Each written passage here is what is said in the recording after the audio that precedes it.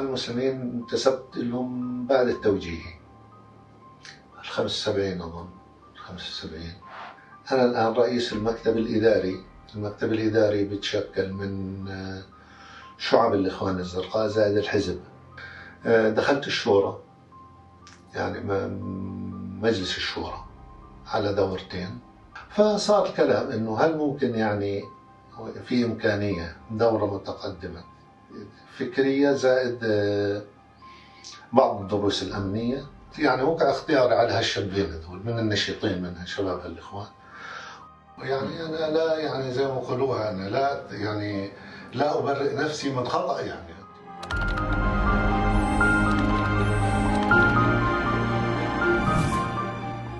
تقريبا من 13 سنة تعرفت على جماعة الإخوان وبلشت أشتغل معهم.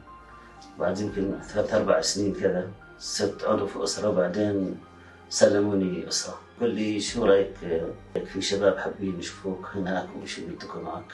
قلت له ما عندي مشكلة.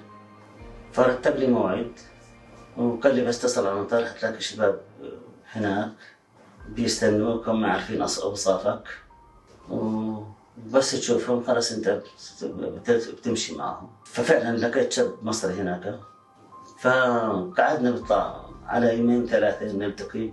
قال لي إذا بتشوف شباب كويسين كذا. قلت له بحكي لك مع شباب. حكيت مع أنس، قلت له أنس إذا حابب تشوف الشباب ممكن يستقبلوا. بعد فعلا بيومين إجا أنس وإحنا هناك. علاقة سيدي بالإخوان المسلمين بلشت بال 2010 نظموني سنة 2010، واستمريت معهم لغاية اللحظة هاي. يعني أنا موجود في أسرة إخوانية، نقيب أسرتي مروان مبروك عرض علي الفكرة.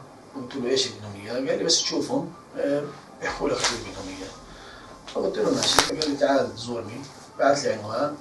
قلت له ثاني يوم أنا إنهم بدي يعني أعمل معاهم في هذا المجال اللي هو بدهم يجندوا شباب. فلما وافقت أعطوني الآن أداة تواصل اللي هي التليجرام، كيف نتواصل عليها وكيف يصير في تربيط بيننا وبينهم. والمكان اللي بدنا نلتقي فيه حددنا الأردن، وحددنا إذا بدنا نلتقي في السعودية في يوم من الأيام. فأنا لما قالوا لي كمان لما بدك تسافر أي شيء يعني بلغنا، حطنا في الصورة لما تكون في عندك سفر معين كذا. فبلغتهم إنه والله بدي أسافر عمرة. فبلغني أبو أحمد إنه بده يبعث يوسف التقي وياه هناك لمدة يومين. فالتقيت حسب العنوان عند مسجد الفقيه مقابل البيك في منطقة العزيزية. بعد صلاة العصر كانت الهيئة إنه يكون لابس طاقية وشنطة ظهر ومسبحة يد. فلما التقينا كان الهدف الرئيسي من هذه الزيارة هو إنه يعرفني على شخص اسمه أبو صالح. عرفني عنه إنه من لبنان. قال لي هذا الشخص ممكن يجيك على الأردن إذا بدنا منك شيء في الأردن. ولما روحت على البلد بعد فترة وصلتني رسالة إني أزور. فلما زرتها حسب الموعد اللي أعطوني إياه والمكان اللي إحنا متفقين عليه سابقا، لقاني الشخص اللي اسمه يوسف. فهذا الشخص قال لي إحنا زيارتك شغلتين، الدورة الأمنية وتأخذ بعض التكاليف. وهاي السفرة أخذت منها فلاشة صغيرة عليها بعض المعلومات، عليها يوزر نيم وباسورد. فكان عليها مجموعة أسماء، وأنا كنت جايب معي كمان مجموعة أسماء. برضو طلبوا إني أزور بعض المواقع الميتة في الأردن وأشوف هل تصلح للاستخدام ولا غير صالح للاستخدام، في استخدام نقاط ميتة يعني تحط فيها فلاشة، تحط فيها شيء هيك فهموني، اللي هي عند قبور مقبرة شفا بدران ومقبرة أم الحيران. نقاط اللقاء الحي حددوها معي وأنا هناك، اللي هي نقطة عند مطعم الماء بدون نازل في شارع عبد الله غوشة، ونقطة عند مطعم مسجد جامعة الزيتون على طريق المطار.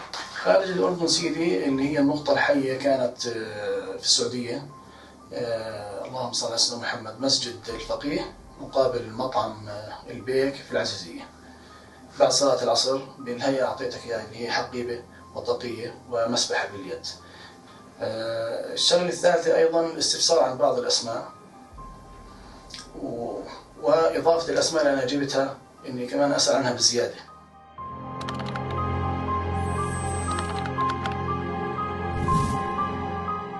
خلال عام 2023 بشهر 11 كنت جالس أنا وشابين اللي هم عبد الله صقر الهدار وأحمد إبراهيم خليفة. تشاورنا شوي، طلع عندنا فكرة الدرونز. فوقتها قررنا أنا وعبد الله صقر الهدار إنه نتواصل مع عبد العزيز عماد الدين هارون كونه هو مهندس طيران.